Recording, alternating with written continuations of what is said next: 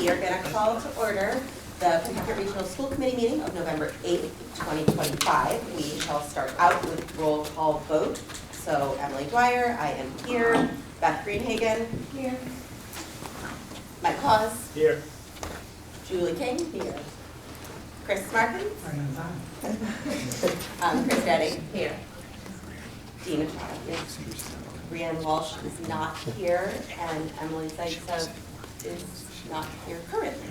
So where are we at? Yeah. Oh, sorry. 3.565. 3.5. Okay.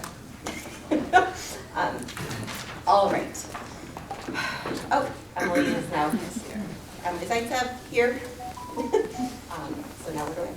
So now we're at 3.94. Thank you. All right, so could I have a motion to accept the consent agenda? So, second. All right, we don't have anyone on the screen, so we can just do the regular thing. Let's see. Any discussion? No? Okay, great. All in favor? Anybody opposed? Nope. Unanimous. Lovely. All right, do we have any subcommittee updates? Finance and business? Teaching, learning, accountability? No. Policy? No. And community liaison and communication? No.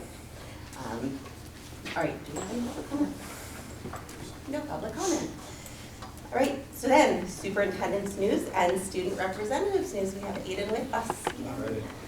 Just a quick update from the school. Fall sports seasons have all ended except for the football, which is a Thanksgiving annual game at 10 o'clock, which is home this year at the school. The football team did well. They made it to the second round of the playoffs where they were eliminated by Norwell in Norwell. Cross country recently ran at Fort Devens. Special shout out to Susan Wisniewski, who plays 10th individually at the state, and the boys team, who plays 10th and won as a team. The girls soccer lost in the first round of the playoffs, but had a great turnaround season. Girls cheer is going to States this upcoming Saturday in Billerica, and overall for the fall season, the team did really well and a successful season followed. And a club basis, DECA soon on December 10th and 11th. Definitely one of the biggest clubs at Pentucket, if not the biggest club. I know we have around 100 kids this year, and they all look forward to that. Pretty big field trip. They head down to Danvers, I believe. Food drive competition is also active right now to help benefit our neighbors table. The winning school gets bragging rights and the best neighbor award, and the school made a very good donation last Friday. This food drive competition is open until next Tuesday, the 25th. Also, some other drives going, I believe, such as like stocking stuffers. Those are more on like the student basis, and they go towards Spear Week points, I know. So some kids looking forward to that. The 8th graders have themselves a preview night for freshman year on December 2nd. A lot of good information there for any 8th graders going into freshman year. The Panther Bowl is back this year. It's this upcoming Sunday at 1 o'clock at the school. There's a bake sale happening coinciding with it. And as to previous years, this Panther Bowl is just within Pentucket. It's grade versus grade as opposed to what I believe it usually used to be training versus Pentucket. So just Pentucket versus Pentucket, grades like senior, freshman, and junior, sophomore, winners play each other. And that also goes towards Spear Week points. Speaking of Spear Week, it breaks out tomorrow as of dress up days wise, and students are working hard on the color day videos. And with Spear Week, there's just a lot of buzz. Everyone's looking forward to it, and it's usually one of the best times of year for students. I know I look forward to it a lot, and kids are looking forward to stuff like Panther Bowl and Color Night coming up. Back to the middle school, Dr. Conway recently talked with the middle school about bias and hate language, and talked about the importance and inclusivity. And our change makers are going to the middle school advisories to talk about some stuff and reinforce what Mr. Conway said, the same stuff. The phone ban is another popular thing, and as student council, we're trying to think how to incorporate this to our students, so it's not just a rough going into it, trying to ease our way into it, and it's kind of interesting because I know a lot of students use their phones as educational sources, and so the shift away from that's going to be interesting, but we're thinking as student council. And the last thing I have today is that we have homecoming this Friday. A lot of students look forward to that. I believe it's 7 o'clock in the main dining common, but a lot of good work there. Thank you. Thank you, Amy. So just three things, Madam Chair, that I wanted to mention. One, so you know we get the annual reports from our collaboratives. We now have an annual report that came to the office. You want to see it from Crest Collaborative and also from MOAC. The Cummings Center, so we have put in for a grant.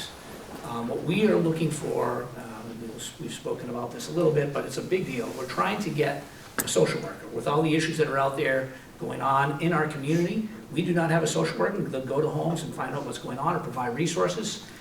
So Dr. Conway helped spearhead a grant opportunity, and we've been invited by the Cummings Center into the process.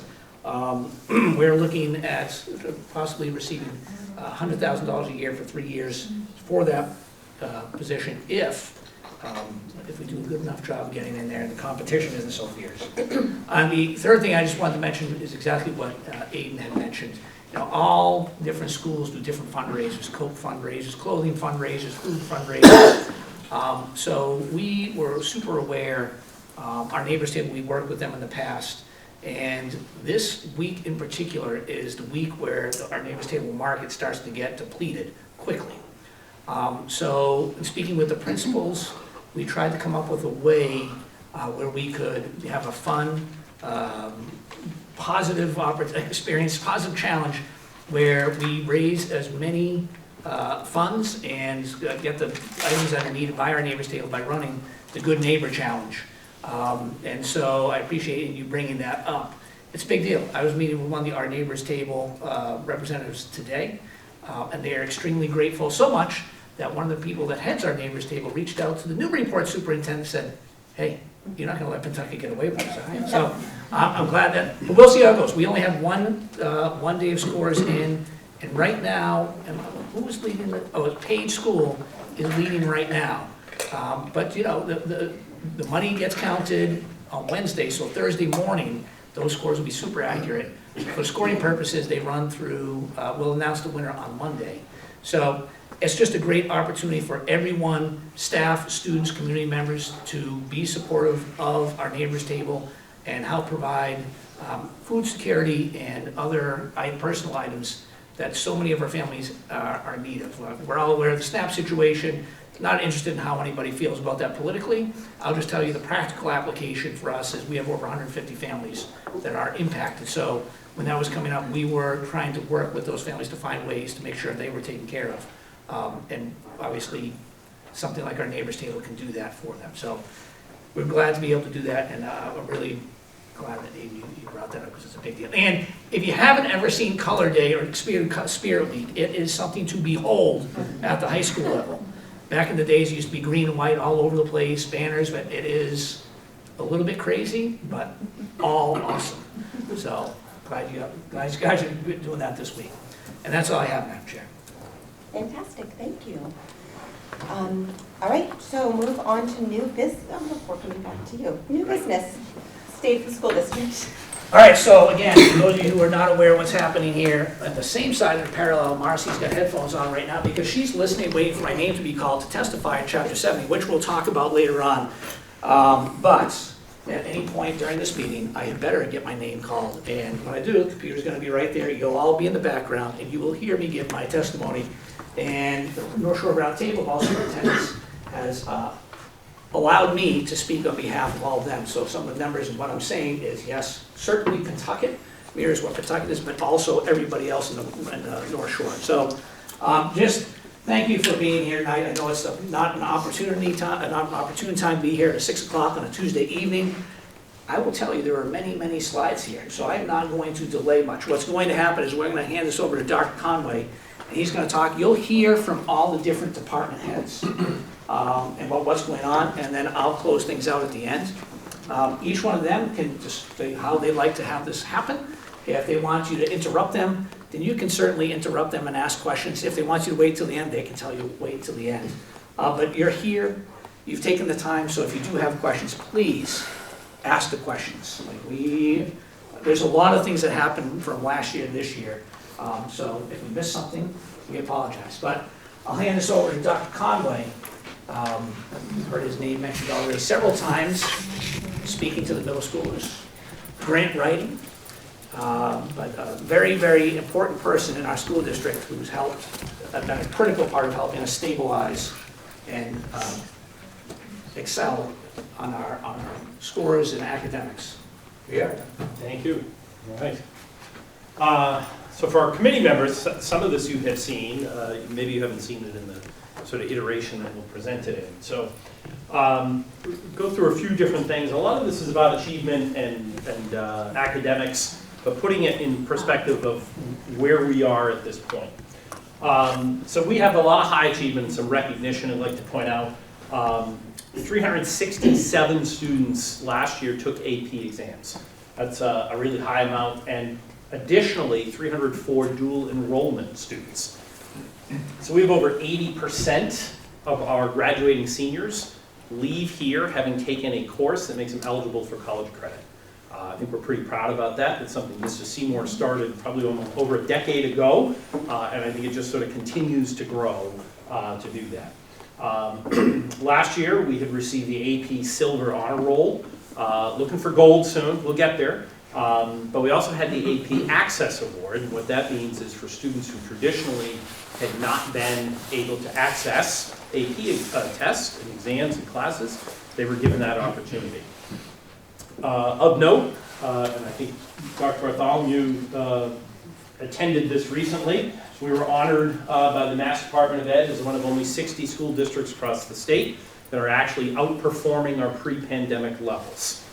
So it was an opportunity for that. And then in follow-up, both Dr. Bartholomew and a team of us, along with Dr. Gilligan from Page, on 2 separate days were invited to present to members across the state about the work that we've been doing. We'll be doing that December 2nd and 3rd. And of note, our students with disabilities are actually among the highest percentiles across the state in similar schools and grade levels. And for music, we've been named the best community for music in 2025. And I mentioned the thing about the college classes. So advanced placement in general, so this year those numbers are even higher. So we have 367 kids. Brent, I'm next, I'm sorry. She still has a minute.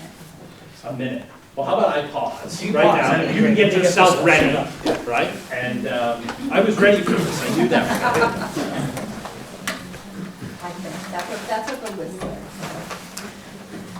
Where, you know, the quality of your education does not depend on our zip code. But we're not there yet, and we still have the highest need students pretty much in the state. And so,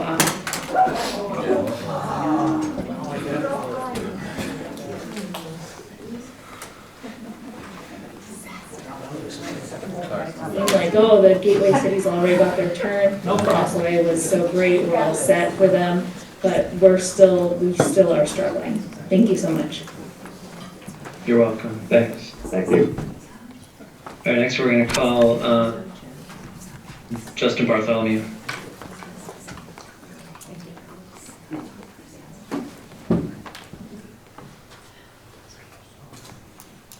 Recording in progress. Speakers in the chat, so if you want to take a look at that, that's the order that we're going to call people. These are folks that we sort of added in to the bottom of the list here as we've gone on.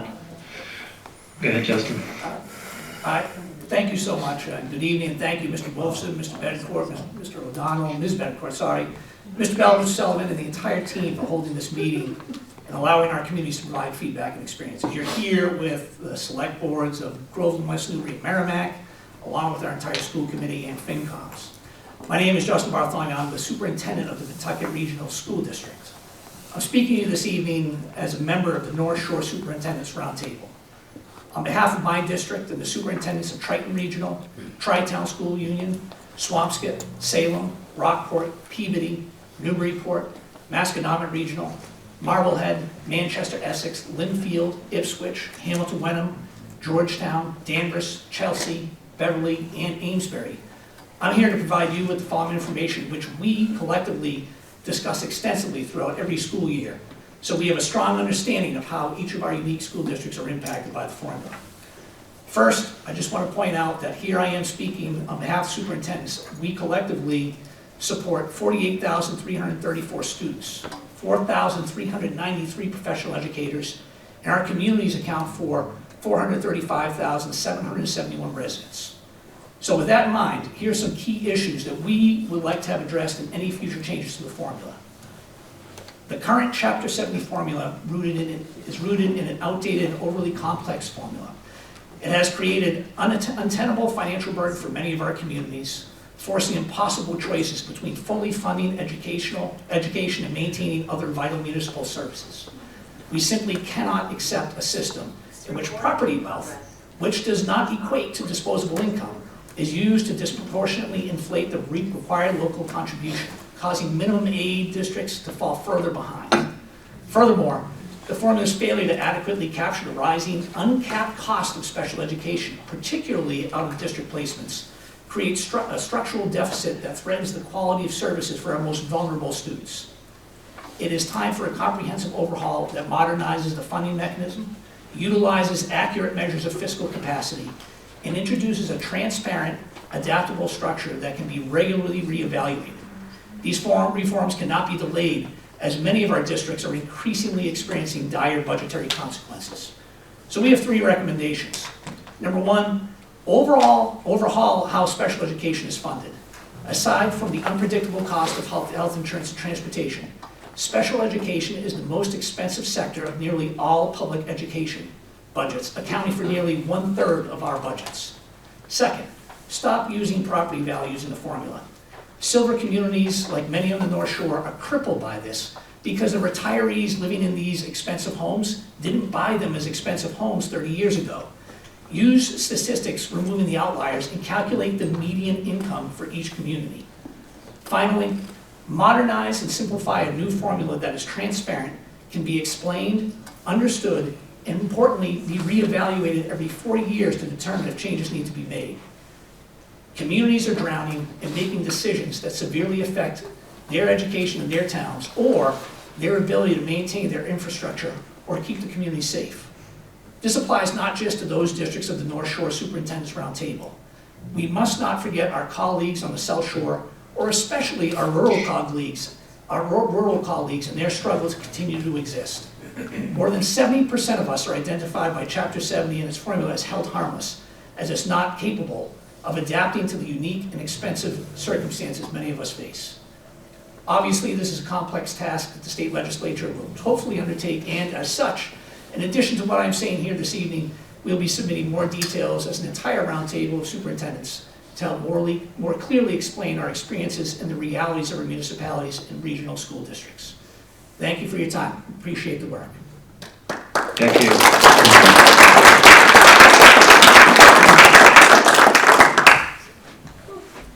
Recording in progress. Did I get your name right? Roz?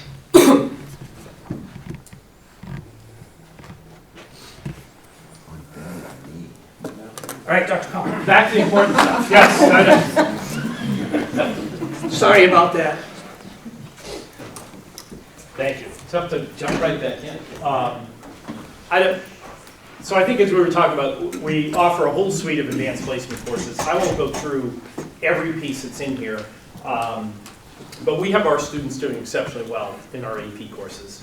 And I think that's pretty important. 14 different offerings.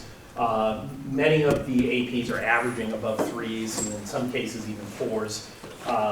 And in places where we've had difficulty in prior years, we make sort of systematic changes, and in almost all those situations, we've made big improvements. So I think this is really good to see. But 379 AP exams will be scheduled this May. That'll be the highest amount we've had in school history. So a quick summary of results as we think about this. Overall achievement percentile for us puts us in the 66th percentile for ELA and the 68th percentile in math. This is going back to sort of some MCAS results. We're well above state average in almost all categories. Our growth scores are around 50, is showing moderate growth. Our writing performance, which has been an area of weakness going back 6, 7, 8 years, that has made really pronounced gains. And our students with disabilities, as I referenced earlier, are actually in the 74th percentile when compared to similar groups. And in math, we've had some leveling out, but we made a lot of gains in the last 5 years, and we've surpassed those pre-COVID levels. And again, students with disabilities actually having really high achievement levels in the 74th percentile there as well. You can see, here's our ELA scores. When Dr. Bartholomew and I started in 2017, we had a school district that I think we would best describe as choose your own curriculum. And teachers had a lot of autonomy about choosing what they did and how they did it when they did it. And there's a lot of power in feeling autonomy, but when it comes to teaching kids, the kids end up suffering. Sometimes it shouldn't be left up to chance as to whether your child gets the education they need just by the circumstance of who they get. So we took a very systematic approach to it, and we really invested in professional development, but also ensuring that we had high quality instructional materials. And the coherence of what we were actually teaching, when, in which grade, from grade to grade as well. We were in the 31st percentile in 2017, and now we're up into the 65th percentile in ELA. Math saw even more pronounced gains. We were actually as low as the 25th percentile then, and have climbed as high as 68th and rounding out at the 65th percentile. So those are really exciting things. You can see we were actually below the state average in 2017, and we now have one of the widest gaps we've ever had from the state average. And this is the same in math. Again, we were well below the state average, and now we've exceeded it by quite a bit. So, and it's not just MCAS and AP scores. We're also using data to measure how our instruction is happening for our earliest learners. Kindergarten through grade 3, we know for students who are not proficient readers, by the time they leave 3rd grade, their path to becoming proficient reader becomes exceptionally challenging. And it becomes a burden on them and our school and district in terms of resources. In 2018 and 19, those youngest readers, nearly 50% of them were proficient at the end of the year. And this is actually an area we've spent so much time on. And you don't generally get to see a lot of these results in MCAS and AP exams except for years later, because it takes time to work its way out. We're up to 80 and 84% this past year. So we've really closed the gaps for students, and those students are on a much better trajectory moving forward. And then expanding opportunities. So it's not just about pure academics and test scores and so forth. We also have an early college program with Northern Essex. Actually, we had, where's Ms. Earhart today? We had multiple meetings in the last 2 weeks with the dean at Northern Essex about expanding some more offerings.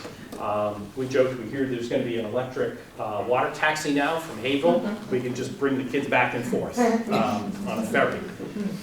But we actually have students who are high school students in Pentucket. They spend their mornings here, and then they go to NECO in the afternoon. They actually graduated at the college commencement ceremony with an associate's degree the week before they got their high school diploma. Pretty remarkable, right? We have 2 innovation career pathways that are designated by the Department of Education. Those connect advanced academics, so kids have to take advanced academic courses for college credit, but they also get in-demand industry experience in technical learning. Those 2 are our advanced manufacturing, engineering, and robotics, and our life science and biotech. And both of those require us to partner with industries within the community. So we have students who go out and will do internships. We have industry partners who come in and support our programming as well. So it's a great opportunity to do that. We have a competitive robotics team that actually qualified for the World Championships last year. And we've expanded to the middle school and are running elementary school teams as well. We have a great partnership with the Gulf of Maine Institute. We have over 30 students that were on the debate team this past year. We had one who qualified for the Nationals in Iowa. And we have over 6,000 hours of community service completed by our students each year in this high school. It's really remarkable, 6,000 hours per year. And then some broad achievements. We talked about our robotics team. Our high school math team as well competes in the Mathematic League, Massachusetts Mathematic League. We actually had a middle school student who scored 100% on all competitions last year. Right. We have them do the next presentation. Our high school science team competes in the North Shore League, finished second place this past October, and they have multiple first place finishes in the past year. We have 2 choral students who have qualified for various festivals and all-state events, instrumental students as well for district and all-state events. We have 7 students who are selected for an art exhibit in the Scholastic Art Award. And our DECA, which Aiden mentioned earlier, we have 154 students. 8 years ago when I started, I chaperoned the first trip for those DECA students going to the States. There were 6 kids. I went with the DECA teacher. There were 6 kids who went. They now went with 37 students, and we have students qualifying for nationals. There were a total of, I think, 11 kids in DECA then, and now 154. So we're expanding opportunities, a lot more broad achievement of students. It's not limited to just classroom and test scores, giving kids, students, and opportunities to connect to the world beyond them. So a lot of good things like that. We're preparing our students. Our 98% graduation rate, 90% of our students are going on to institutions of higher ed. 100% mass core completion, which actually we had to work to get there. We weren't at that. And this is just a sampling of college acceptances. Take no, the BU's on there. Don't worry, BU's on there. Nope. See, we're missing Yale. Yeah, so lots get added on here. This is just a quick snapshot of the college acceptances this past year. All very cool stuff. And for those kids who are not going on to college, part of the work we're doing is putting them in a place where they're ready to go on and contribute in the community, in the workforce as well. And funding innovation solutions. So we do all this, and I think we've become pretty creative in the way that we've had to do this. Dr. Bartholomew referenced the $300,000 Cummings grant that we're seeking, the way to fund some supports. We have over $500,000 in grant funding that helps support those advanced manufacturing and life science pathways. We have a whole shop downstairs that has industry-grade equipment that the students get an opportunity to learn on and work on. We were invited to participate in that. The Cummings grant, we have $150,000 in competitive grants to support inclusive education. And we participate with numerous initiatives. We see our administrators here. Any opportunity we have to take advantage of something that's free, we do it. And whether it's a research project, as long as the burden isn't too much on our staff and our students, the JED Foundation, which helped us evaluate our mental health supports, Mass Insight Project in the Essex County Learning Community. We estimated probably about $500,000 in free services to the Pentucket schools because of our willingness and ability to seek out these partnerships just in the past 3 years. And we've done it with a focused strategy. So it's not just let's grab all the opportunities to money. Let's not just focus on MCAS. It's nothing like that at all. We've actually been very strategic about it. We purchased and implemented high quality instructional materials. And that's actually one of the things the Department of Ed asked us to go and speak to all of the other school districts about. Focusing on that coherence of curriculum. We want students to have a coherent experience. It shouldn't matter whose teacher they have, which classroom they're in, or what town they're from. Their learning experiences should be similar enough that they're prepared when they arrive here in this building and when they leave this building. We are prioritizing proficient literacy skills. We're building the capacity of our professional learning with partnerships. We're taking advantage of all of those. Data-driven work for sure, and designing learning that's accessible for all students. We rely very much on research and evidence-based practices. You might have a great idea, but what is the evidence in the research that says that's the idea that we should do?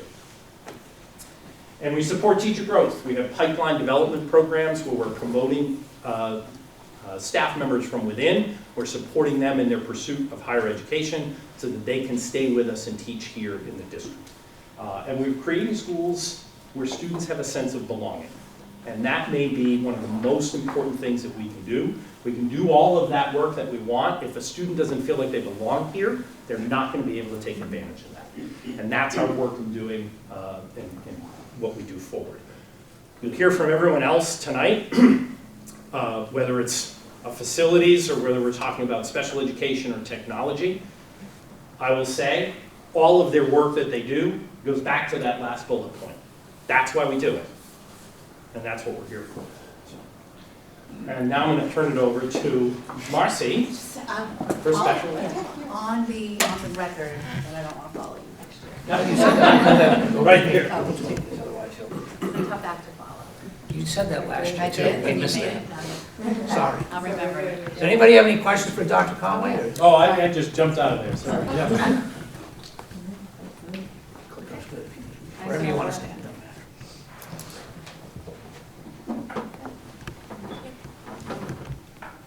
So hi, everyone. Thank you all for being here. I'm going to also be brief, and this is just really an overview of special education services, and similar to what Dr. Conway was saying, none of what we talked about would be possible without the collaboration of the teachers, the administrators, the paraprofessionals, the custodians, everybody involved in making us a successful place for our students to be. When we talk about special education, and this is not just for obviously the school district, but everywhere, we talk about the foundation of special education being servicing students in the least restrictive setting. And I say this, I bold that, and I say it at every opportunity I have to talk to people in larger groups, is that when we are educating our students, we are ensuring that students with disabilities receive an education alongside their non-disabled peers to the greatest extent appropriate. Meaning, and we'll talk more about it later, that special education is not a place that people go, that it's a service and a continuum of services that, as Dr. Conway started talking about, it's one of the many things we provide for students here. So when we talk about that, when we talk about a continuum of services, this is what it looks like. And I should say, from all the 3 towns, so there are students participating in all levels of these programmings from all of your towns, in all different places. So this is when we talk about continuum of services, this is our least restrictive, so where the majority of our students fall, to where the least amount of students fall. So it's targeted instruction all the way down to sub-separate. So our inclusion with accommodations, those are predominantly our students that get services on 504 plans. We have co-taught full inclusion programs, and that's where a special education teacher or a paraprofessional works in conjunction with a general education teacher. We have partial inclusion programs, and those are for students who need some degree of small group programming and other programming that falls in the full inclusion. We have our pullouts in small groups, and that's for the specially designed instructions that our special educators do, and those happen in very small groups, anywhere from 1 to 6 students.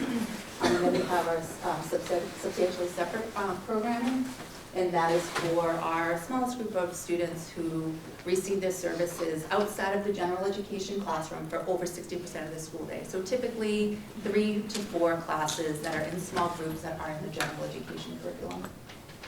Any questions on that? When we talk about special education, again, just to reiterate that we're not talking about, even though we talk about programming, we're not talking about a place. It's part of a continuum of services. And we talk about placement.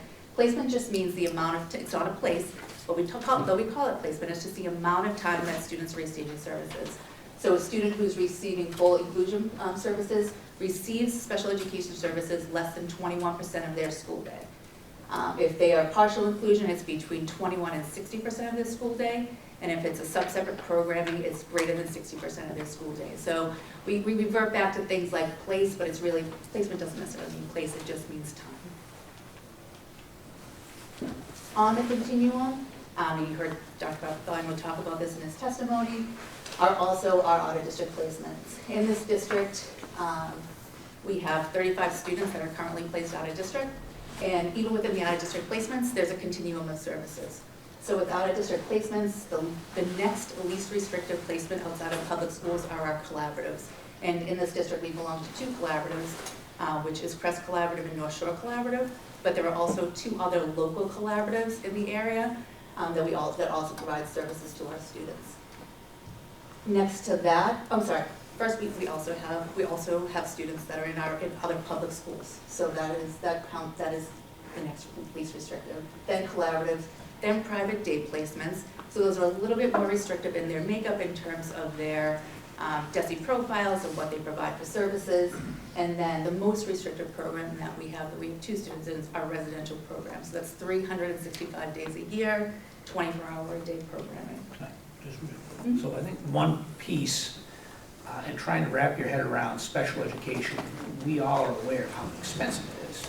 So when we talk about the one student that's a public school program, oftentimes we won't have enough children, or another district might not have enough children in a grade level to create a cohort of students, and that's required in order to be able to provide services. So we talk a lot, and Marcy has extraordinary experience communicating, knows all the key players around the area.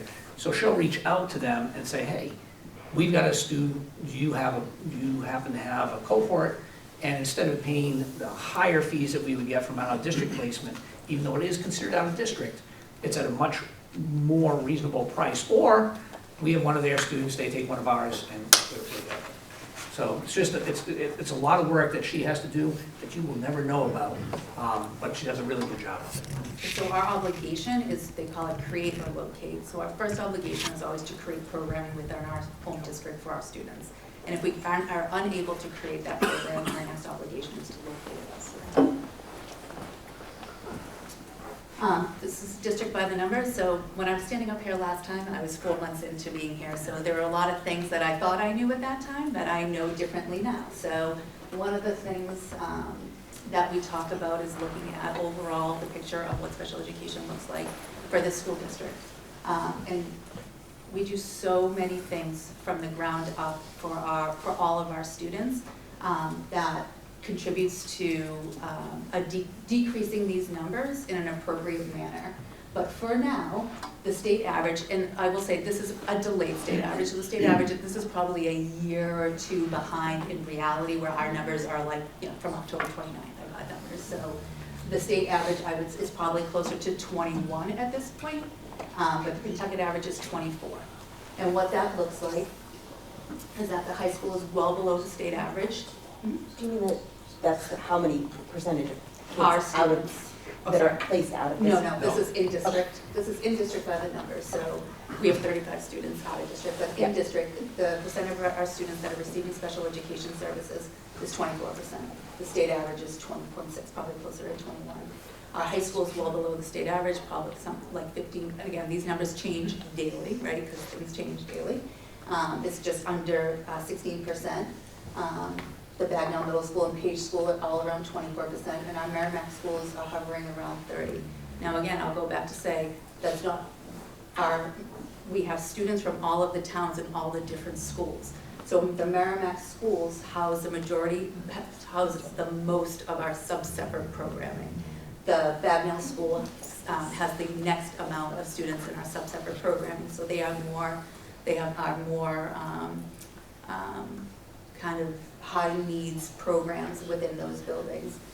But all of the schools do house programming, which again means that there are students from all of your towns, all of the different towns within all of our schools. So when for me as a director, that's curious, right? It's probably curious to everybody here, and we're just at the kind of the beginning stages of diving through and trying to figure out the why, because there is the foundational work that's done here academically, social emotionally, the collaboration between principals and teachers and special education. I've worked in other places, I said I've only been here a year. It's pretty amazing. So those numbers were really curious to me, and I don't have I hope to come back next year with a better answer, but I don't have necessarily a great answer for it. One of the things that we're looking at internally is how we're qualifying students, what we're looking at in terms of eligibility. So right now we're at sort of we're questioning ourselves and looking to dive deeper into it. But it's something that we're gonna just to focus on what could be the root cause of that. So quick question with regard to the numbers. If some of our district programs are in Merrimack, that's not where that 30% is coming from. It is part of it. It is. So Yeah. that alone is gonna raise Merrimack. It's gonna raise numbers, but that's still significantly, like they don't, Right. it's still something to look at, but yes. So your point, Merrimack's not over-identifying Merrimack students. Right, that's what I was Yeah, trying they to just get. house so many Yeah. sub-separate programs, more than any other, but all the schools have sub-separate programs. So, which- and it's like, I don't have the exact numbers, but if Page has 15 students that have sub-separate programming, Bagnell may have 30, Merrimack has 45. So it's a pretty, you know, it's a shift, but so it definitely can contribute to that number, but it's not the only contributor to that number. And then again, by the numbers, these are the numbers that Dr. was kind of focusing on, and unfortunately it becomes a lot of the focus of the conversation, but it is the reality of the situation. So when we look at the cost of the placements, there's been a significant increase in the cost of placements, which is understandable because they're struggling with the same things that we're struggling with in terms of finding staff, finding qualified staff, being able to be competitive in a market where teachers are, particularly teachers of high needs students, are becoming less and less. Again, just at the pipeline program here, our students and our communities have benefited from that in the year and a half that I've been here, in terms of our assisting our paraprofessionals with getting degrees for our high need students. So these are our current numbers in terms of where we have students placed. So the numbers haven't shifted significantly. I know when we come back next year, we have, those numbers are gonna look different. So we have not, a lot of times the numbers even out in terms of students that are aging out or graduating. We don't have that situation this year. We have very few students graduating. We have, and now the interesting thing about placements as it stands right now, we have students that we are unable to place because of the lack of placement and availability of placements in our communities. This is an area where, you know, we're lucky to have a lot, we're lucky to have a few great programs within an hour of our area, because that's always, we try to stay within, we can't put students on a bus for 2 hours, we try to stay in an hour of where we're at. So we're lucky that we have a few very good places, but it's a few. And so a lot of other schools, they're essentially competing for openings in these schools. So it's a challenging time. If we're looking in terms, I'm just going to say, that's not a person snoring. That would be Duster Devereaux back there snoring away. Our black lab. Is he awake now? Good. I'll also point out what I think Marcy's done very well here. Things you would not know. Last year, we had 4 or 5 students that aged out. Some of those students were in programs that cost $350,000 plus. So because of that, the number has stayed relatively low. But one of my biggest fits that I threw when I first came here was that we had 7 students who were out of district. Out of district currently is about $500,000 to $600,000. And this is why I came, this was explained to me. It befuddles me that the state just doesn't take on that cost. And even with circuit breaker, that is an extraordinary. You're talking about residential. Residential, 24/7, 365 per student. Yeah.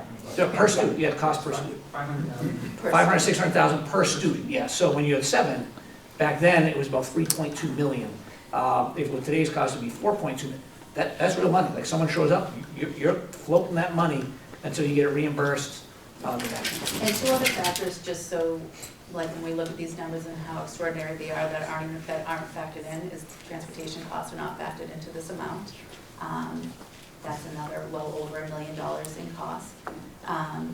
And the you know, when we look at costs, there are things that happen. Like for instance, so not last year but the year before, all of the schools, all of the they call them mass schools were.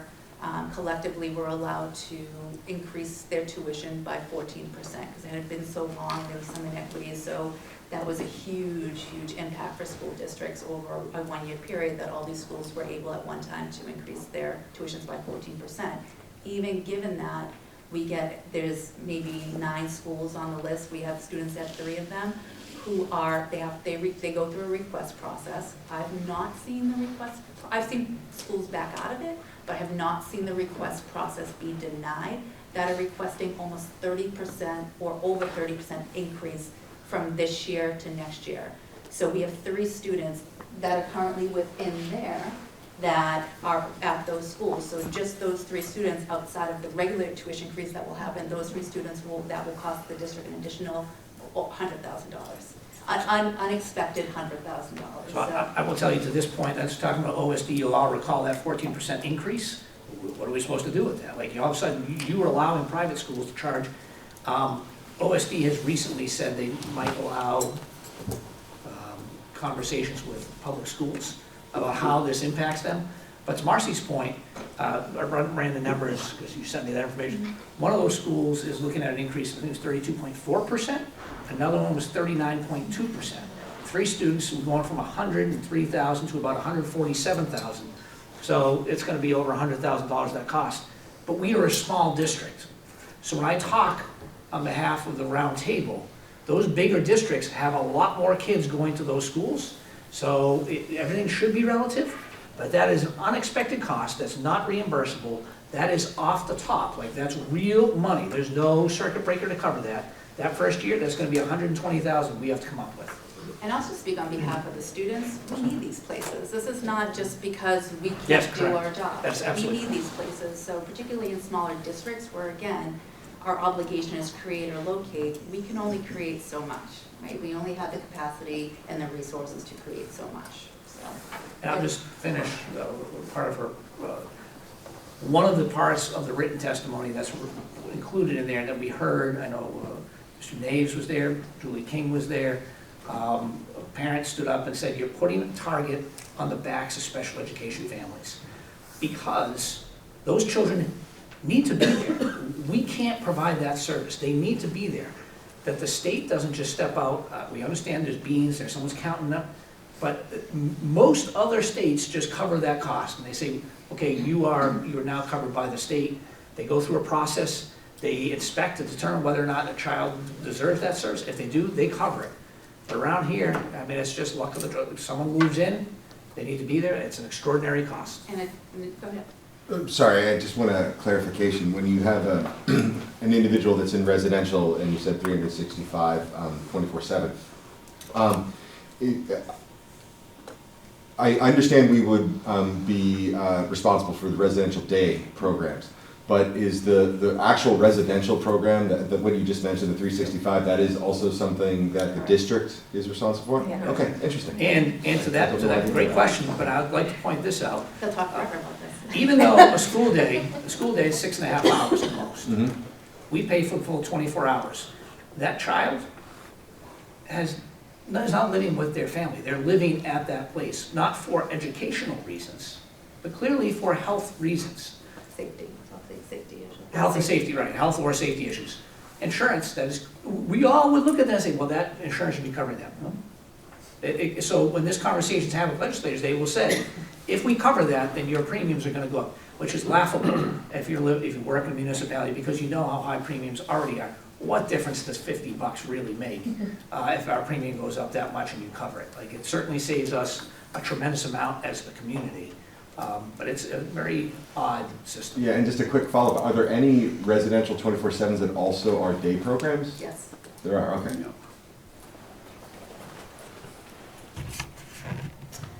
So priorities for me, priorities for the district. So one of the things that we started last year at the middle school, high school, and we're going to continue to do is district-wide review of our social emotional programming and support. I think I've talked about this before, and it should be of no surprise that the social emotional needs of our students in our district, like every place else, is a daily challenge. So people coin this area sort of a resource desert, and it is true. So when families are lacking resources outside of the school building and struggle to find those resources, part of what Dr. Conway and I he has collaborated with us about is using we talked about the Cummings Foundation, using some of that money to help bridge that gap for families, to find resources in the community for families. So our social emotional programming, looking at how we are delegating staffing and looking at the resources that we have for our families in our schools. Students are struggling with significant trauma and mental health issues in our communities, in all of our communities. So that's something that we're constantly having to have to look at. And I'm not talking middle school, high school, I'm talking from our youngest elementary school students through high school. And then when we talked about the I talked earlier about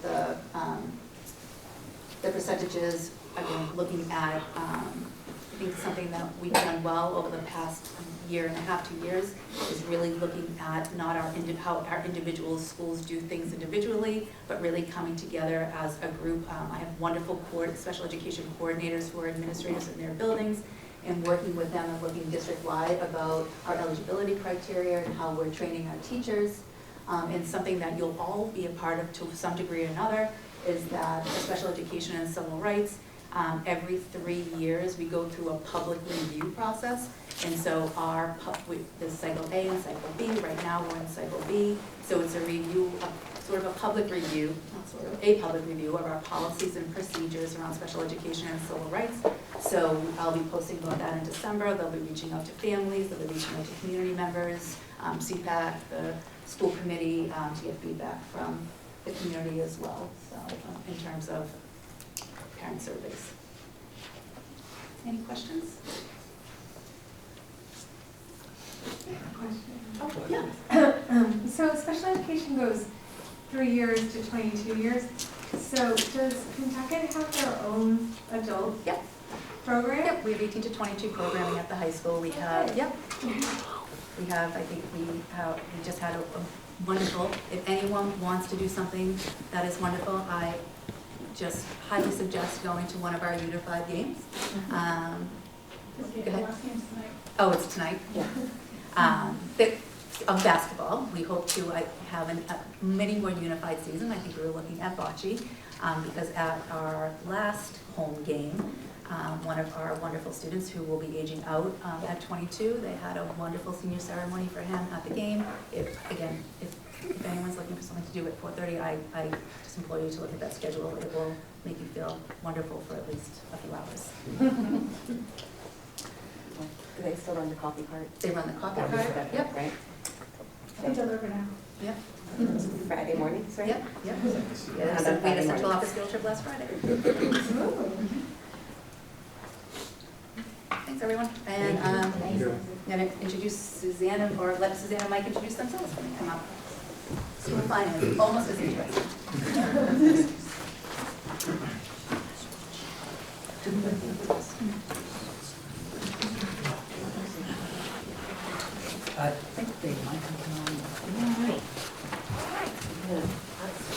Make them run the obstacle course, this is fun.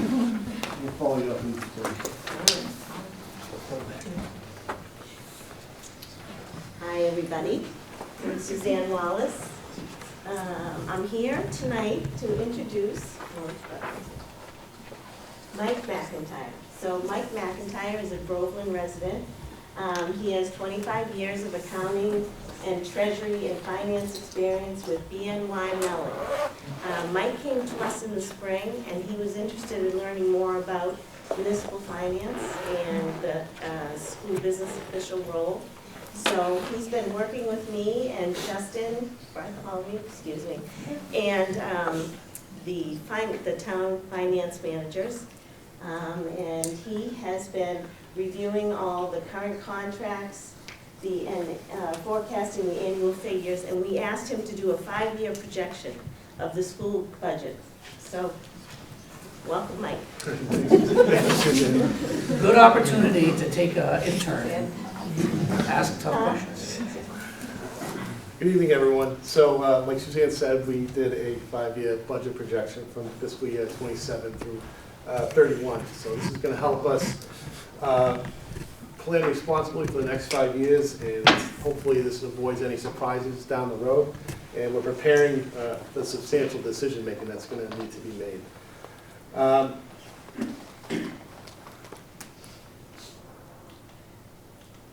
Okay, so you might be asking yourself how we came about planning the 5-year projection. We used 4 key components. Number one, we had contracts in place. That gives us an indication of the salaries and the cost of employees under a contract. Now you might be asking yourself, all contracts don't last all the way till fiscal year 31. So let's take the teacher's contract, for example. That contract lasts from fiscal year 26 through 29. So what we did to figure out fiscal year 30 and 31 would be to take the trend for fiscal year 29. And we did that same sort of thing for the other contracts in place. We also went under the assumption that no staff member in the contract would want to leave Pentucket or move over any levels. Next thing is historical trends. What has been done in the past is going to help us learn about what's going to happen in the future. Now, with past budgets from fiscal year 21 through 26, we looked at the trends, and we could apply those particular trends to fiscal year 27 through 31. Next, town collaboration. So I'd actually like to thank Angus Jennings, Carol McLeod, and Rebecca Oldham for their input and their guidance and assistance with going over the operating assessment and the capital for the 3 towns. And then fourth, we can predict inflation rates. Anyone here who has a Comcast bill or a Verizon bill, you take a look at your bill monthly, and then at the end of the year, you take a look and you can make an accurate prediction that your bill's going to go up 4%, 5%, or whatever. So we did that same sort of thinking towards utilities and also general materials that are utilized here in the district. Okay, let's get into the revenue side. So Dr. Bartholomew went over the Chapter 70.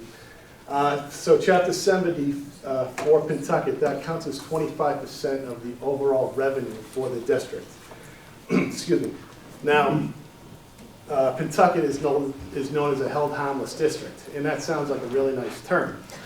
However, it's not really a glamorous term because we only get a minimal amount back from the state of Massachusetts. We have a very small piece of the Chapter 70 pie. We're in the same sort of boat as 231 other districts, and 87 districts get a larger portion. So for the last, well, I shouldn't say for the last 3 years, but from fiscal year 23 through fiscal year 26, we averaged 1.34% of an annual increase. So cumulatively for fiscal year 27 through 31, we're expecting about a 5.5% cumulative increase.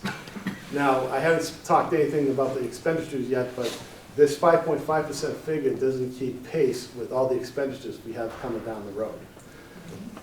Let's go on to transportation. So transportation is 1% of the revenue. We have a brand new Salter contract with Pentucket, so that contract lasts from fiscal year 26 through 28, with option years for 29 and 30. Now, this contract is fantastic for the district because we have very big savings. The cost has been reduced. However, we don't anticipate the state being as generous with their refund because we have such a lower cost that they're probably not going to reciprocate with the same generosity as they had in years past when we had a more expensive contract for the bus. The state has a complex formula to determine how much of a refund the school district gets. So in Pentucket's case, it appears that 70% of the students live more than 1.5 miles away from their assigned school. So it's based on that particular, one of those particular factors. We're projecting about a 16.9% increase cumulatively for the next 5 years, but please keep in mind this is just 1% of the overall revenue side of the budget. All right, let's go on to Medicaid, interest and miscellaneous receipts. This is just less than 0.5% of the revenue. We're just expecting about a 2.3% cumulative increase from the 27 through 31. Excuse me, the Treasury subsidy, from fiscal year 23 through 26, we had a cumulative decrease of 49.8%. So we're expecting a decrease of 60.7% for the next 5 years. This portion of the revenue is very minimal compared to the other portions of the revenue side of the budget. The E&D, so this is the state certified unencumbered funds. This is about 1% of the revenue, and we're projecting about a 22% growth for the next 5 years. Unfortunately, a lot of school districts look at this as the rainy day fund, but based upon the expenditures we have coming down the road, it might not be considered just rainy day. It might be a necessity for these funds to be spent. Okay, and Now, these are the figures that we came up with the town leaders regarding the operating assessment and capital. So if you take these 6 figures, this equates out to 9.9% of the cumulative rise, 9.9% cumulative increase from fiscal year 27 through fiscal year 31. This makes up more than 70% of the overall revenue of the budget. Now, keep in mind, the Chapter 70 figure, that 5.5%, that is 80% less than what the 3 towns will be contributing for the next 5 years. So the 3 towns are the backbone for funding the school district. Okay, let's get on to the expenditure side. So for the expenditures, it's divided into 9 different series, and each series has their, goes into each of the operating costs to run the district. So we'll jump right in and review all the different items for each series. All right, Series 1000. Series 1000 is administrative, and it's about 5% of the expenditure side of the budget. For the next 5 years, we're anticipating a 27.4% increase. The administration salaries are at current contract rates around 2.5%. The 2 major cost drivers within this administrative series include special education legal services.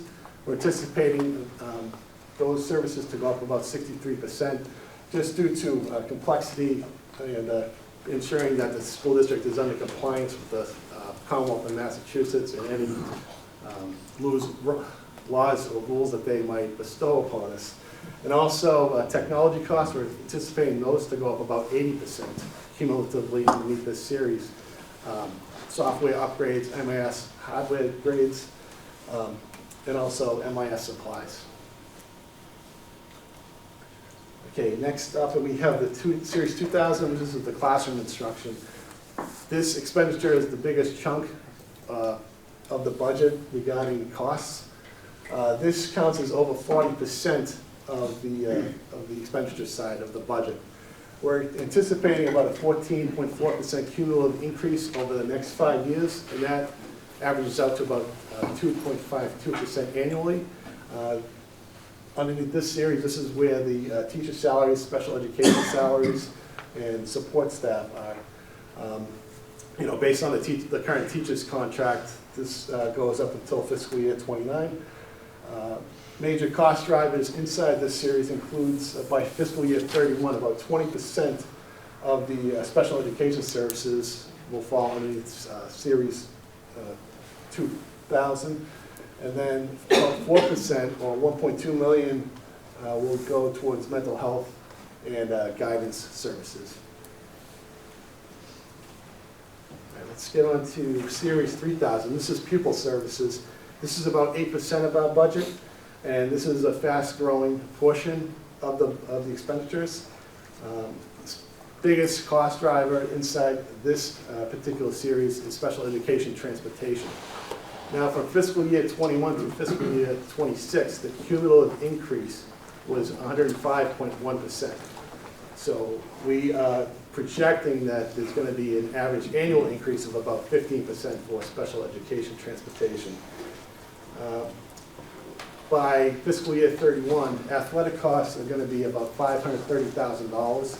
That's going to include salaries for coaches, the salary for the athletic director, paying officials, referees, and contract services for sports. One of the shining lights on the Series 3000 is the bus contract. Just to kind of give you an idea of how beneficial this bus contract has been for Pentucket. At fiscal year 21, the cost of the bus contract was $1,090,000. And we're projecting for fiscal year 31, it's going to be $1,040,000. So that 10-year span, it's $50,000 less than it would have been 10 years previously. All right, let's go on to Series 4000. This is maintenance. This is about 7% of our budget. We're expecting about 18.2% cumulative increase for the next 5 years. This series has custodial and janitorial staff as part of the series, and they're in the contract till fiscal year 27. And as I mentioned before, we projected out for 28 through 31 with the same trend for fiscal year 27. For this particular series, the major cost driver will be utilities. For the next 5 years, we're going to have a cumulative increase of about 20 to 30% across the board. This is also including Groveland, which has their brand new water treatment facility. So for fiscal year 27, there's going to be a 20% increase in the water bill for any building in the school district that uses Groveland water. Let's go on to Series 5000. Now this particular series has a very large growth component to it because we're expecting a 47.1% jump for the next 5 years. The two biggest cost drivers happen to be the health insurance for both employees and for retirees. Cumulatively, we're expecting a 45% increase for health insurance for those two classifications of people. For 403B and Essex retirement, we're expecting about a 5 to 5.1% annual increase. And just to give you an idea of how much this particular series is starting to grow much faster than any other series that we have. Fiscal year 27, we're anticipating this series to be 19% of the overall expenditures. 5 years later, for fiscal year 31, it's going to make up 23%. So this series here is definitely flexing its muscles and making the other series a little smaller. All right, now we have Series 7000 and Series 8000. Series 7000 is fixed asset, and this particular series is tied to the E&D side of the revenue. So whatever the trend is for the E&D side of the revenue will be the same sort of thing as the expenditure for this series. So we're expecting about a 22 to 22.5% cumulative increase. This series, however, is just less than 0.5% of the overall expenditures for the budget. Series 8000 here, we're just expecting a 1.4% cumulative increase for the next 5 years. All right, last series is Series 9000, which is the tuition series. This is about 6% of the budget. We're expecting a 23.9% cumulative increase. Over 60% of this series is made up of special education, specifically the tuition. Now, the special education costs can be quite erratic. It has a lot to do with circuit breaker funds. Most recently, the circuit breaker threshold was $52,431. If there's a cost that a student who utilizes special education services, if it's more than that circuit breaker figure, then the state refunds a portion of that. So as of late, the circuit breaker refund has been around 45 to 50%. In the scenario that we did to map out the next 5 years, we mapped out the tuition increase for the private schools and the collaboration learning centers to be about 4 to 8%. The threshold for the circuit breaker going up about 2.5 to 3%, with about a 48% reimbursement from the state. And if there's any additional students that get added to special education services, that is going to increase the cost as well. That's a wildcat factor. So it's very difficult to actually pinpoint the costs because there's so many moving parts to it. But it's easy to say that with the rising tuition along with the low reimbursement, it's going to create a growing gap between what for the budget. All right, so in conclusion, what does all this mean? For Chapter 70, unfortunately, what we're getting, being a health harmless district, we're not getting enough funds back. The towns are really having to pay a lot for the school district. The transportation savings with the busing is fantastic, but like I said, we're not really expecting a generous reimbursement from the state because we have such a low-cost contract compared to past years. There's significant budget pressures for the next 5 years regarding health insurance, retirement, and special education. So, and this may require higher fees to students and for parents. It's going to put more pressure on the towns, and we all know what the downstream effect of that is, higher property taxes. So without more state aid, it's safe to say that each fiscal year will start with a 1.5 million to 2.4 million budget shortfall, and that will be, and you have to have whatever comes into the budget go out, and it should be net zero. So it will create some significant challenges. Does anyone have any questions?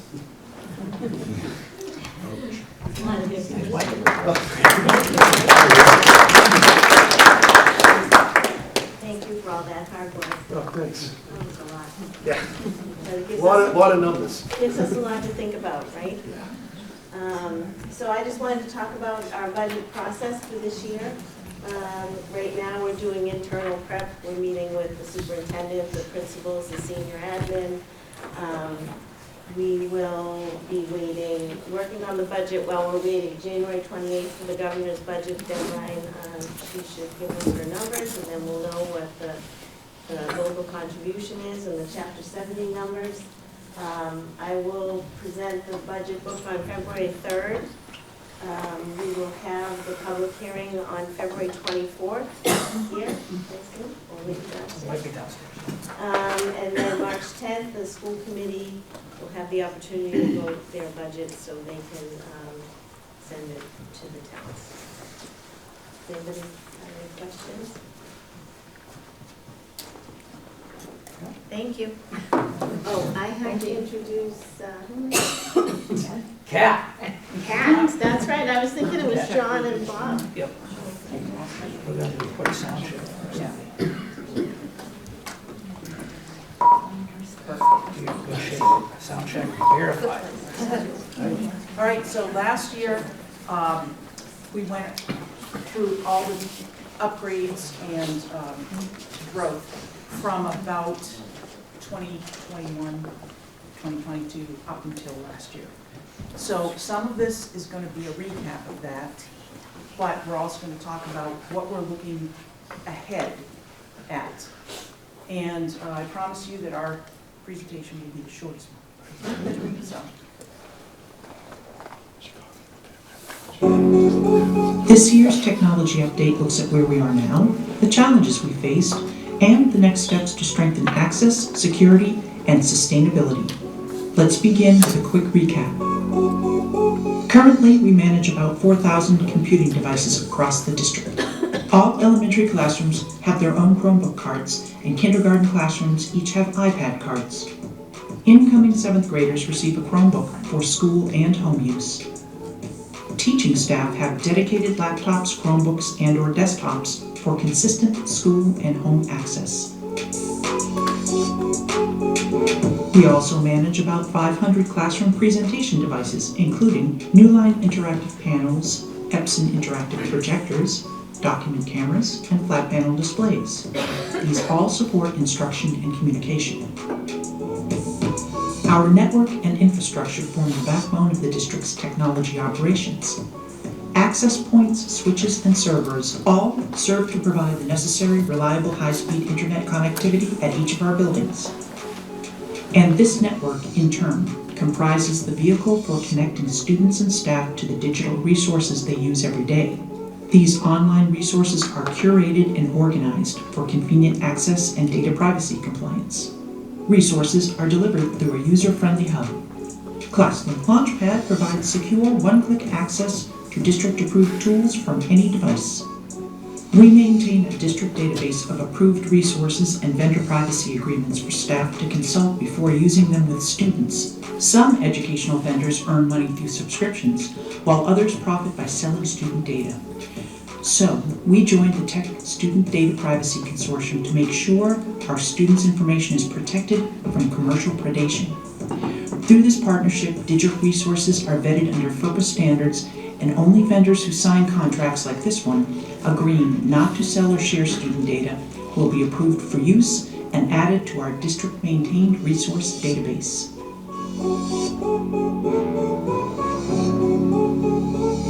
We've built a strong foundation, but like anything, it brings ongoing challenges and new opportunities for exploration, improvement, and growth.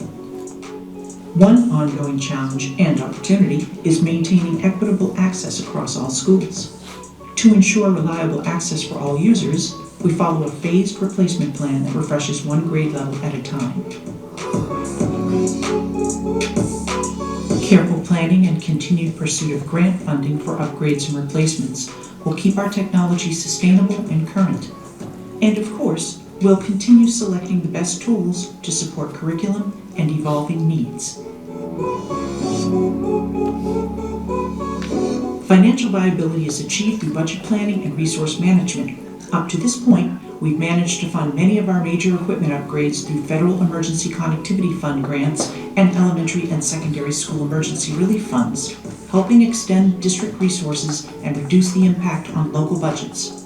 Operational efficiency helps us reduce waste and extend resource and equipment usage. And educational continuity minimizes interruptions to teaching and learning. With that foundation in place, we're now focused on the next phase, strengthening security, expanding efficiency, and building smarter support systems. We're looking at implementing a unified monitoring platform for servers, network, and classroom systems. This proactive management will allow early detection and quick response to minimize disruption, and real-time data will help guide maintenance planning and upgrades. Everyone from government to the private sector is experiencing more frequent and sophisticated cyber attacks. We need to stay proactive, not reactive. We'll be evaluating stronger login methods such as passkeys and biometrics to enhance account security. We're also looking at employing periodic third-party penetration testing to validate and strengthen our defenses. And we'll continue to apply updates promptly, refine controls, and evolve our method and response as new threats emerge. Smart filtering uses adaptive AI-driven detection to identify new phishing, scam, and spoofing attempts. It blocks malicious activity before it reaches users, reducing risk and preventing breaches. The strength of continuous smart learning is that it adapts and improves with every new challenge. At the end of the day, our goal is simple. Put secure, reliable, quality technology into the hands of our students and staff every day so everyone can focus on what really matters. Technology will keep evolving, and so will we. With thoughtful planning and collaboration, we'll strengthen what works, adapt to what's next, and ensure that Pentucket's technology remains strong and ready for tomorrow.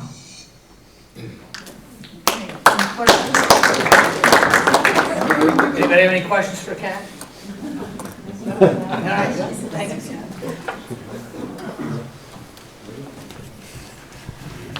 Oh, and Jonathan. Thanks for the introduction. We'll introduce ourselves. All right, so lots and lots of great information already been shared, and so we get to go last, and we get to share all the really good stuff with you guys. So Jonathan Seymour, Executive Director of Operations, and Bob Danforth, our Director of Facilities. So we have some things we want to talk about with you all today, and we're going to sort of put them in three buckets.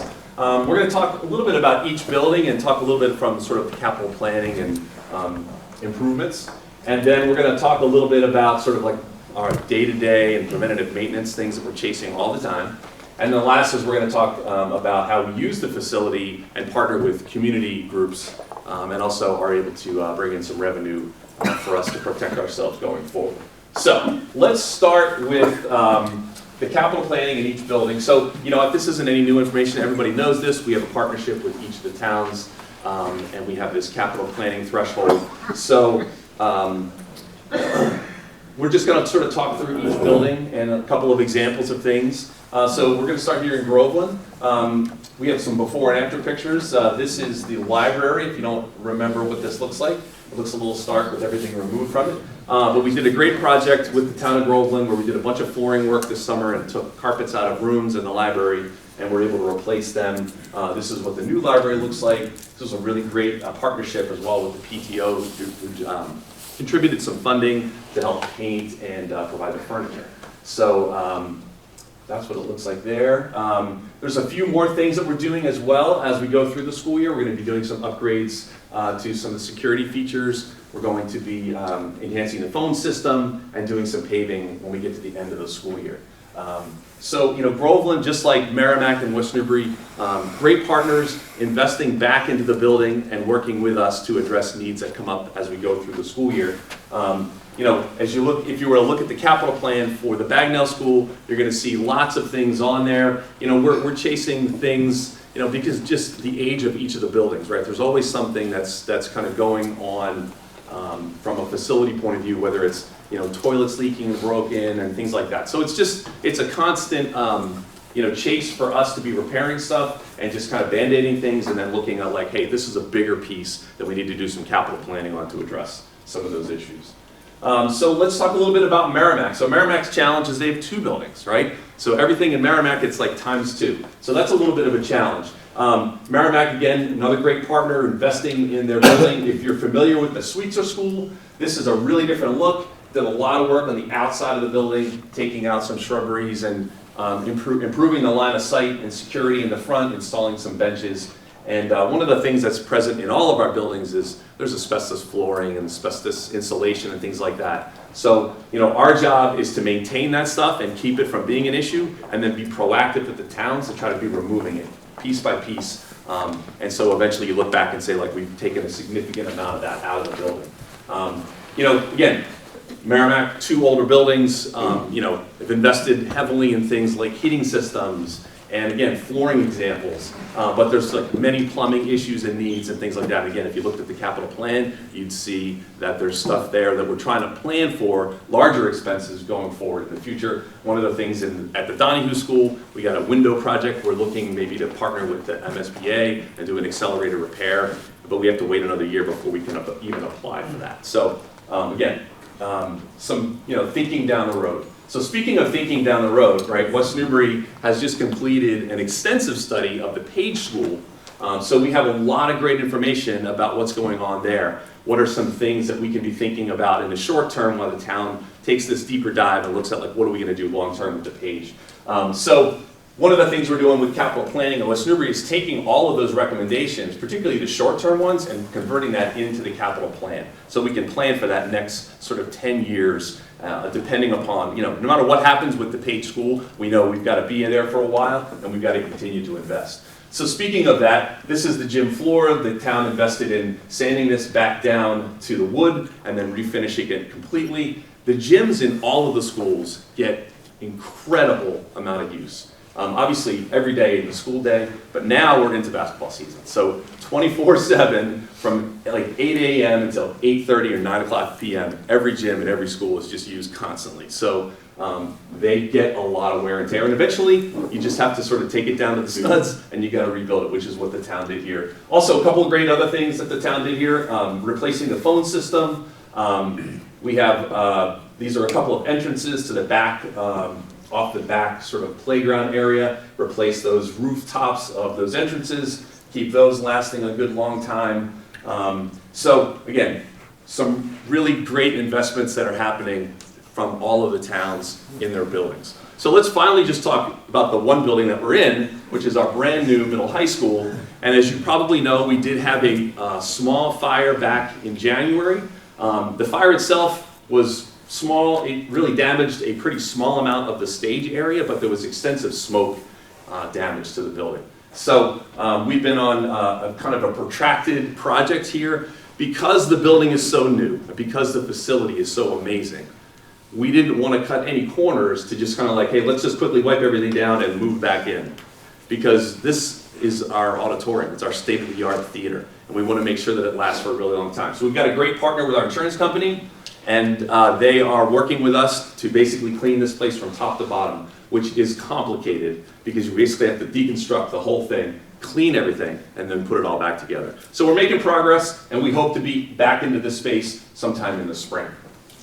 But this is what it looks like currently. There's a whole scaffolding built, and this is the ceiling up here. So this, you're about 30 feet up. That is what you're looking for. If you want to take a closer look, let me know. I'll walk you through someday.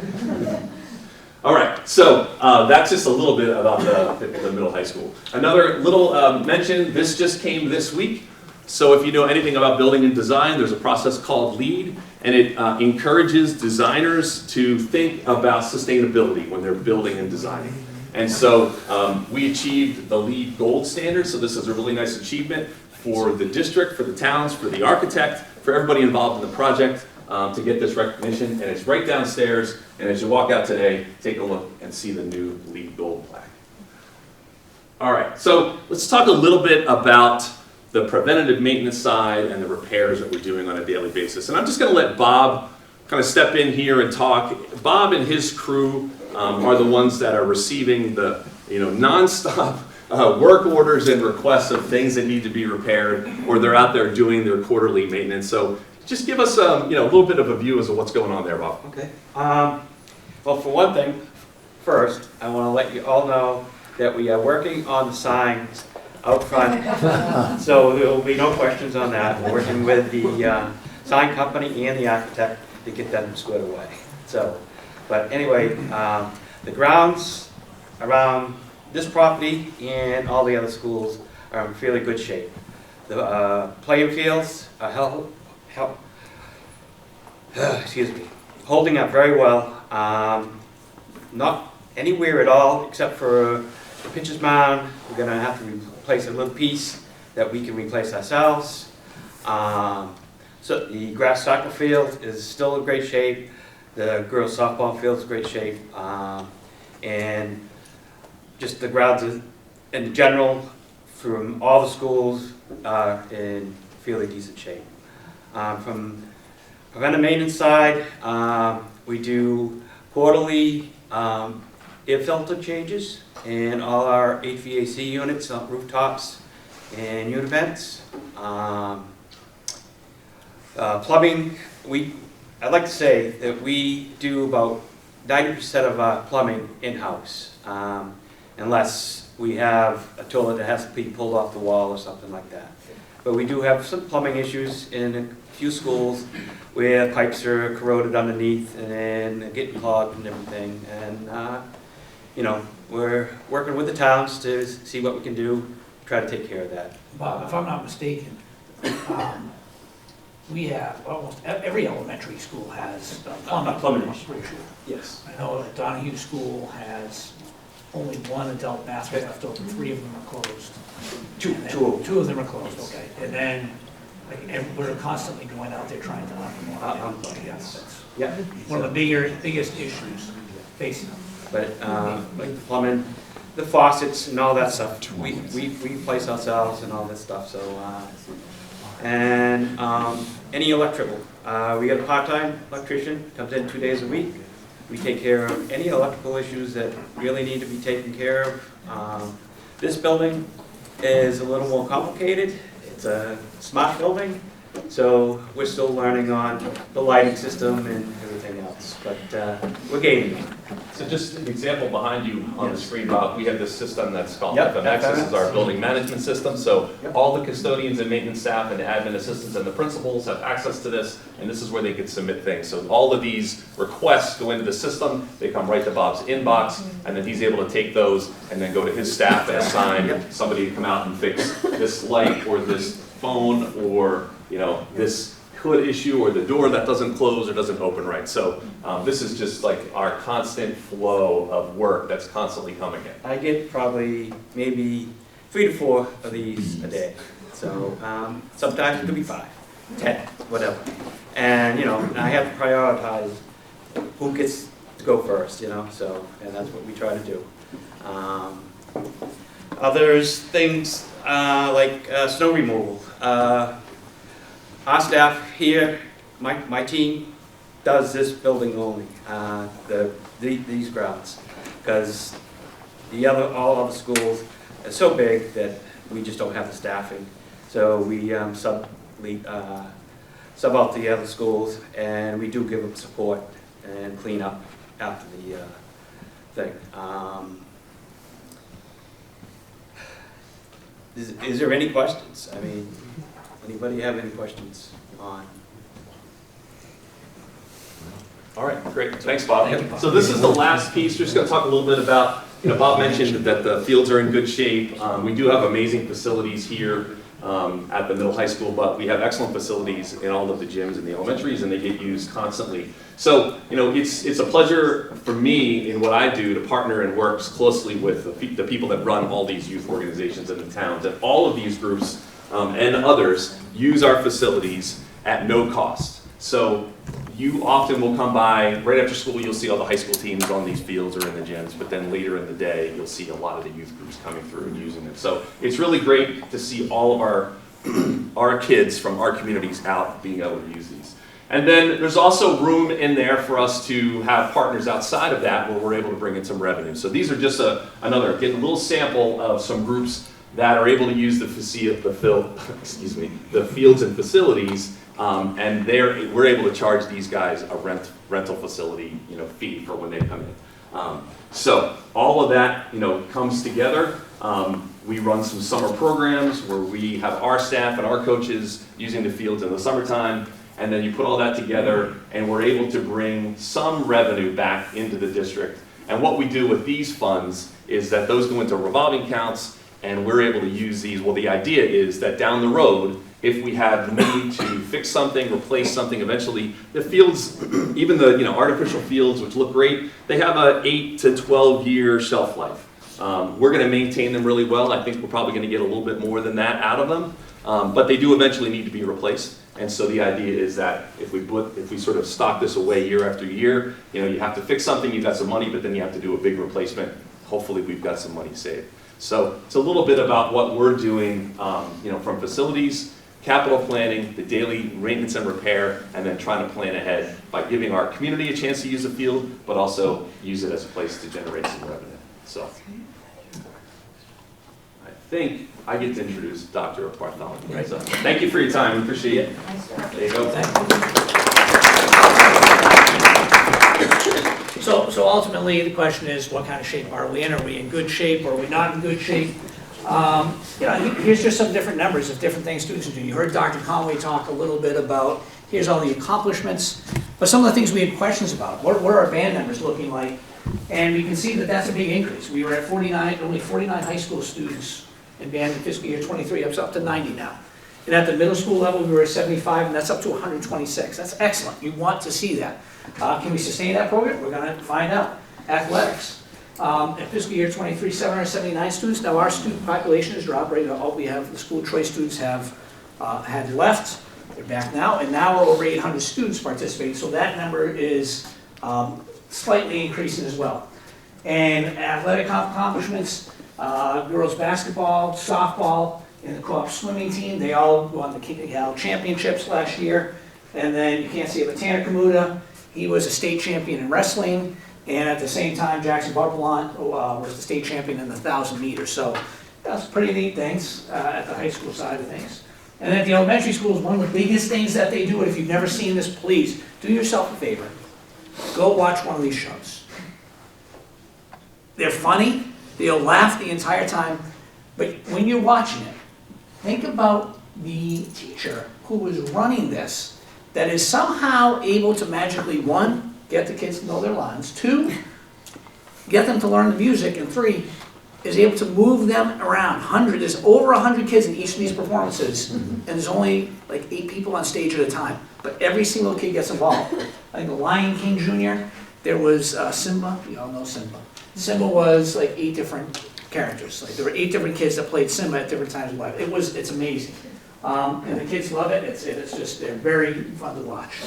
So we also, if you hadn't heard, we did our inaugural Hall of Fame. Brenda Earhart, the principal of the high school, was integral, middle school and high school, was integral in making sure that happens. And this is not just a middle high school Hall of Fame. It's for any school. So nominations, I think, will open up sometime in January 1st. They open up January 1st. So you can nominate, and here what you see some Pentucket students, you see some Pentucket coaches, and you see Dr. Jacobic, who was the founding superintendent of our school district. So 10 people got inducted into the Hall of Fame, which was an amazing ceremony. And with that, we saw one of the things you'll see moving forward, how do we keep, like, one of the constant things we heard, people loved coming back and making those connections back with, that they hadn't had with Pentucket. So one of our challenges is, how do we keep that going? Not just a Hall of Fame, which we think will be fine, but how do you keep people connected to the community? Because if they are connected, not only do you have people who are willing to try and support you with showing up to events, but financially as well, which is not the worst thing. The more people can take off our plates, the better off we are. Always a really important slide, and by the way, we'll share the slide deck with all of you so you have it, you can look at it more closely. These are just our enrollment numbers, and it's great to look at the side there. You can see, hey, our student-to-teacher ratio at the K-6 level is 21.17 students in a class. But you all understand that we have 4 elementary schools. So if they were all in one community, yeah, it'd be 21.17, but it is not. Like, there's not a perfect balance across the district of how that gets played out. So when we look at the heat map of this at the elementary, red is bad. Red is, well, when I say bad, let me qualify that. Red is bad in the sense of, red means we're beyond the optimal level of where we want to be. Green is, okay, we're good. We're below where we want to be in terms of student enrollment. So when you look at the dark red, that bag now, kindergarten, first grade, yeah, they're well over it. Now their class average is still, well, you get 23, 24, which isn't bad, but it's K1. So, you know, why is that? Well, it's because we don't have any money to add a teacher there. And I am not going to sit and preach at you that we need more money. You all know that already. And we'll talk about the MMA article in a little bit. But yeah, this is just the reality. If we were to pull up a slide of this from 3 years ago, 4 years ago, there's far less red on it. But again, that testimony that happened, Chapter 70 didn't just happen. Chapter 70 was 1993. If you took a computer from 1993 and we're still using it today, you're not thinking clearly. You're ineffective. But it's the same formula that's being used, and we knew and have seen our Chapter 70 money every year. $66,000 is the minimum. Now the governor and the state legislature gave us more this year, which was, of course, they gave it to us in July, which doesn't help for planning for the year you just came out of. But it's going to continue to get more and more red. But the key part there is this column right here, number of classroom teachers. You cannot change any of these numbers without a class popping into the 30s. So that's it. There's no classroom space we can go and say, hey, you're out. Without a classroom, we'll bang up into the 30s. So we have to make a decision. Are we okay with that or are we not okay with that? And again, if you listen to the Chapter 70, they said it's on recording, you should just go and listen to it because I'm not the only person that's preaching this. There's finance directors, there's selectmen, there's mayors, there's a Senator Lewis is on earlier saying this. They're all, everyone's experiencing the same thing in more than 70% of our school districts. As we heard Mike McIntyre say earlier, there's 84 districts that they're not. Like they're fine. Like they're doing okay. But the other 230 or so are not. So just where are we? This is the most recent data per pupil expenditure. Let me explain what that means. Building project capital outlay is not included. So when you just look at Whittier, these are all the districts that make up Whittier. When you look at this, you can see Pentucket is the bottom. This is the most recent. But the most telling piece on here, I mentioned this back at when we were in February when we did the public hearing. I played that clip from the gentleman who appeared at Triton's public hearing on the budget, and he said how remarkable Pentucket's doing because they're able to do so much more with so much less. Quick math there, the difference between Pentucket and Triton per student is $4,000 per student. Now, we have 2,300 students. If we got $4,000 extra with 2,300 students, you can do the math, that's $9.2 million. We are not stressed out. At 9.2, we are not stressing, there's not red on that map. But that's just where we are. And again, I'm not saying this to put pressure on you to do what you need. The pressure I would say is these Chapter 70 listening sessions You don't have to go up and speak. You as a town, you as a citizen, you can write and submit that to the state, and you should do that because everything, most of your towns, you've all studied the Chapter 70 formula and tried to make sense of it, so you understand the complexities. As a FinCom, as a Board of Selectmen, as an individual, submit something. I suspect that they'll use AI to compile all the written, and you all understand how AI works. It's going to pick up what's the most recurring theme over and over and over again. And I'm happy to share with you our notes. This article, if you haven't read it, I shared that with your town administrators. They might share, make sure you read this. This is why we should not be pointing fingers or fighting. It just lays out a very clear, coherent, easy to understand explanation of what's happened and why we're in the situation we're in. Ultimately, you see here, the rising costs and sluggish aid, putting pressure on local budgets. There's a great graph in there that shows that Massachusetts is in the bottom third in the United States for supplying funds to districts for education. The 2.5, we're not going to change that. Can you imagine what that would look like at the poll? I mean, does it matter? You put 2.5. You think people are going to say, oh yeah, let's go for an overall. We're going to change, don't cap us anymore. Put us at 4%. You'd like to think that would be the case. I don't see that change, so you have to figure out a way around that. And then every municipality depends on where you are, who you are, about how you're impacted. But for sure, the biggest win since we've last met, the biggest win we had happened in May. So in February, this was our presentation, and you can see at the very bottom there that the deficit or the shortfall we were facing was just over $1 million. So we needed to figure out how do you make up that $1 million. And traditionally, we go through and we have to reduce programming, we reduce positions. That's how we make that up. So we came up with this way, this is what we think we're gonna do to fix this.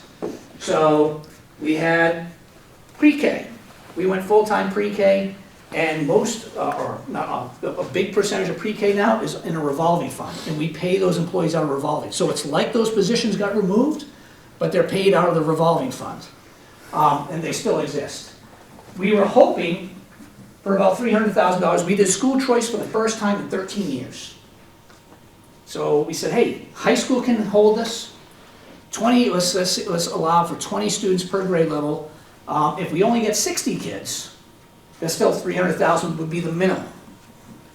$150,000 is a vendor contract. I'll talk about that in a second. Summer programs, using money from revolving accounts is the next two. Increasing athletic fees, increasing before and after school fees, and increasing rental fees. So not bringing in tons of money, but that was the plan. So what actually happened was, of all that, we were able to hit all those numbers, except for school choice. We have 18 students in school choice. We have 7 school choice students in 9th grade, 7 in 10th grade, 2 in 11th, and 2 seniors. So that changed to 90,000. And why did that happen? So it wasn't like the school committee wasn't thinking this through. We knew Georgetown was up for a massive override. We knew Amesbury was in trouble. So you go ahead and open the doors for space we have, and we had 48 applicants. But then the Georgetown override passed, which is excellent for them. It passed, and our numbers dropped way down. Amesbury kicked the can, as you all know, to this past November. They had the override, which failed.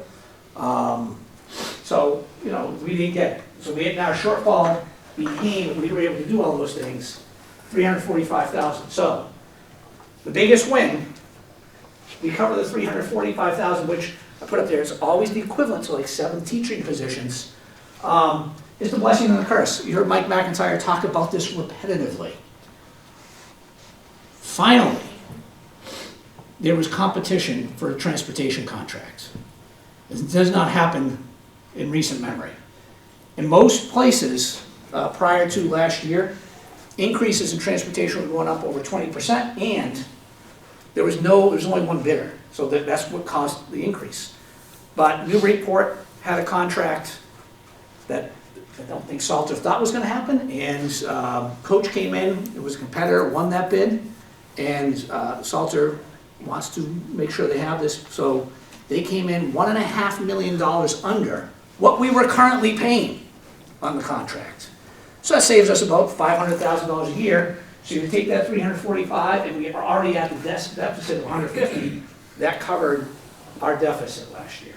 And it's a blessing and a curse. If you have children, if you work in the education system in Pentucket, you understand why that's a blessing and a curse. And I'm not going to go into too much detail other than at Pentucket, we plan ahead of time. If other organizations planned ahead of time, got out information ahead of time, we could avoid many, many issues. So our biggest challenge is AI. So AI technology, that knows out there, I don't know, people have different feelings. It's funny how they have different feelings about it. I love it. I can go find all sorts of information, but before you start using it, you need to understand how it works and why it comes out with what it comes out with. Paid school. You heard Mr. Seymour and Mr. Danforth talk about the extensive study that's been done. So there's probably going to be a statement of interest that's going to have to go into the state, to the MSBA, for a possible review of, hey, the town of West Newbury is interested in possibly investigating, do we want to build a new elementary school? And I don't know, I don't want to speak for selectmen, but I would expect that you're going to hear from the town of West Newbury or from us to say, hey, is this something you want to think about? And it's not going to be immediate, but down the road. And it is something you should think about. Not because I have any interest in going through another pandemic or a building project. I do not. But for the long-term financial well-being, is it financially advantageous to do that and put everybody in one, or is it not? And those are questions you need to sit down and consider. The Chapter 70 listening sessions, I didn't know I was going to be testifying on this. You know what it's about now, so I'm not going to talk about it. Moving and bringing together alumni, I mentioned that. And then what we've been doing, as Wallace tells me all the time, is not what we're supposed to be doing, but it's how we survive. It's, okay, Mr. Seymour, we're running programs. We generated $200,000, and we got to save $100,000, great, because we know we need that for down the road, because we're going to need new turf, we're going to need new whatever it is. Like, we're generating revenue where we can, so we can use revolving funds to keep people in positions, like in classrooms. So we do that because if we don't, there's a list of things that are going to have to go. And we have to start thinking about, are there ways where we can become creative, that we still provide the services, but it's going to have to be kind of like you pay to play. You pay to play on most things. We don't love the idea, but again, it's nobody here's fault. It is definitively the formula of how we get funded. So can we do it again? In fiscal year 26, these are the things I said before that we did. So the question I face and on a board in my office, if you ever stop by, you'll see a list of things. Hey, can we do this, this, this, this, this, this? These are the things. Can we do these things? A lot of them are yucky. They're very, you don't want to do them, but if we're forced to, I want people in front of children in reasonable classes so that the staff is supported and can do their job in a professional way to support our children. So we have to get yucky, and we just have to get yucky. It's a technical term, by the way, yucky. So don't hate the players, hate the game. I said that before. It's very important. It's just where we are. It's what we're forced to deal with. It's what you're forced to talk about in your FinCom meetings, in your selectmen meetings. What do we want to do? How are we going to grapple with this? It's what the school committee has to figure out. Do we want to push to make sure we will, I can tell you right now, it'll be level services for this fiscal year. We're not trying to do anything new. Can we keep what we've got? And if you listen to any of the testimony, it's not possible. And for us, every single year, it's not possible. So, we'll end up having conversations and talking to your town, saying, hey, can you give us a little more? Can you give us a little more? We're just trying to save what we can save. Just the way this system's set up right now. So that is all I have. Does anybody have any questions? All right, questions, no questions? If you think of questions after the fact, because that's what always Yeah, happens to me, absolutely. you know where to find him. Yeah, and I'll tell you, there is nobody here, I say this all the time, anyone here is happy to talk through and answer questions you have. So While I do always, I love AI, social media, I use it a little bit. Getting my information off social media, but my wife uses that stuff all the time. And I just go, that's not true. That's just, there's no way. Get it from us. If you're looking for information, want to know what's going on, just call, ask. Everyone's, if I'm not available, someone gets back to you relatively with speed and with facts of what's going on. But especially as we go through different processes, we go through its challenging situations, just call, ask, and we're happy to talk through everything. Yeah. I know it's Tuesday night. I don't think there's anything going on. What is there? Oh, we do have one more agenda, item, that's true. And we have Which about 12 minutes. I think we'll make it within, so you all don't know this, but our school committee has, We like to sleep, so we have a rule that our There meetings is. can be 2 hours long.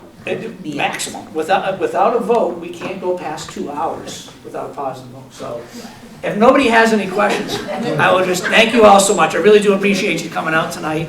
And if anything you ever need, just let us know. All right. Thanks, y'all. Appreciate it. Thank you.